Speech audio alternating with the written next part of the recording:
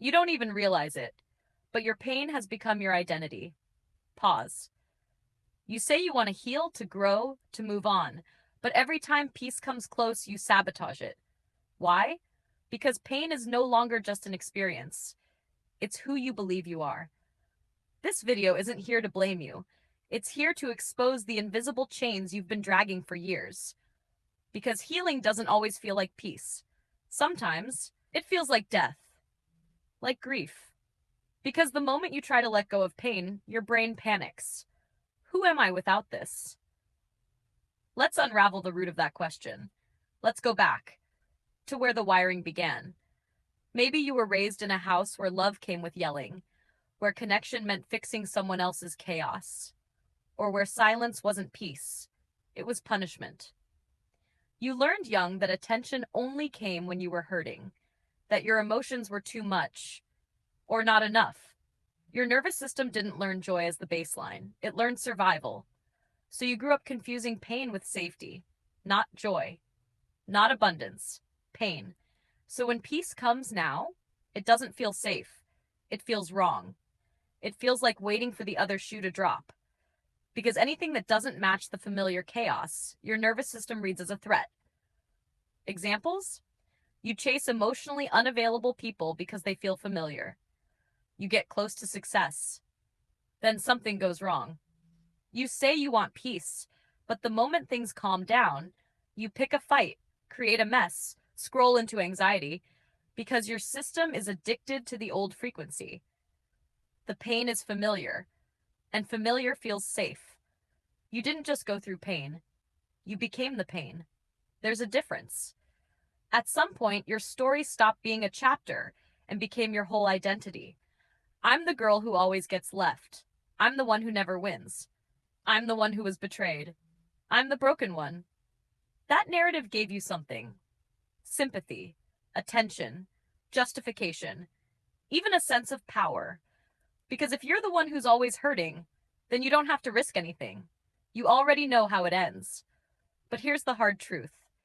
If your identity is built on being broken, you'll keep finding ways to stay shattered, just to stay consistent, because identity gives you certainty. And certainty, even painful certainty, is safer to the brain than the unknown. So when someone comes along and loves you deeply, you sabotage it. When an opportunity opens up, you procrastinate, ghost, backtrack, because your subconscious goes, this isn't who we are. You've never known yourself without pain, and that's what makes healing feel like death.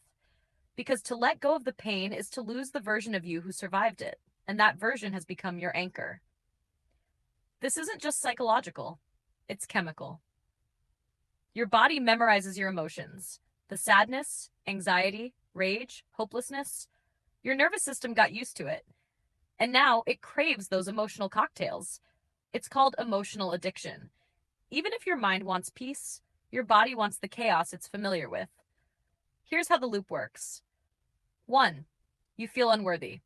2. You seek experiences that match that unworthiness. Relationships that neglect you. Jobs that underpay you. Friends who drain you. 3. These experiences reinforce the belief. 4. The emotions they trigger, heartbreak, disappointment, rage, become your drug. 5. You repeat. This is why you can't think your way out of trauma, because your body is still living in it. This is how trauma becomes identity, in thought, in body, in energy. It's not that you like pain, it's that pain is the only emotional home your body knows. So how do you break this? Step 1, call it out. You are not your pain. You're just deeply loyal to the version of you who survived through it. That version was strong. She kept you alive, but she doesn't have to run the show anymore. Step 2, rewire the nervous system. You must teach your body that peace is safe. You must show your system that calm doesn't mean danger.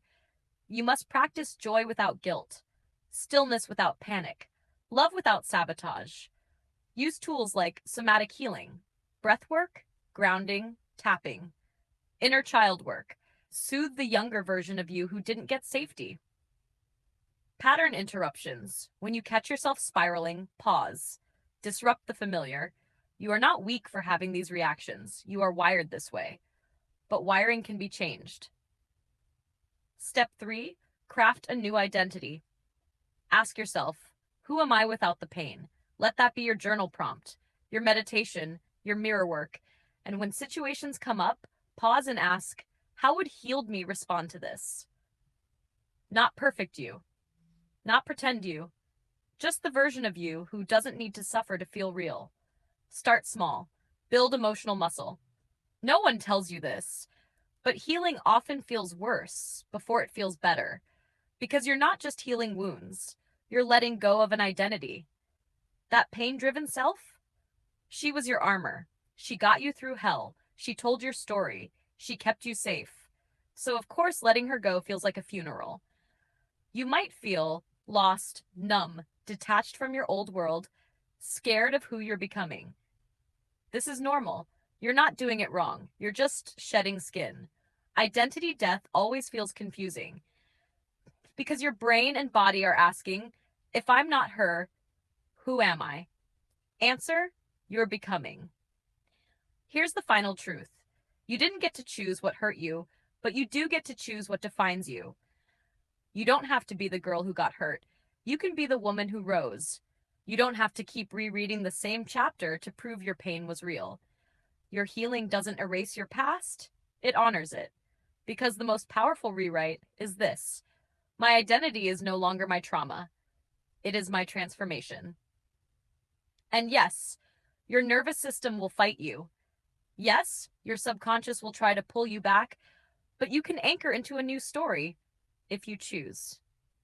So speak these truths out loud. I release loyalty to the version of me who only knew pain. I don't need to suffer to feel worthy.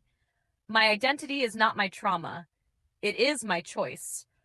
I am no longer addicted to my old story. I choose to write a new one. Because here's what's real. You are not your pain. You are the one who walked through it, who burned in it, and still decided to rise. Let today be the last day you answer to the wounded version of you. The world needs the version of you that healed. Not just for you, but for everyone who sees themselves in your story. So go become her.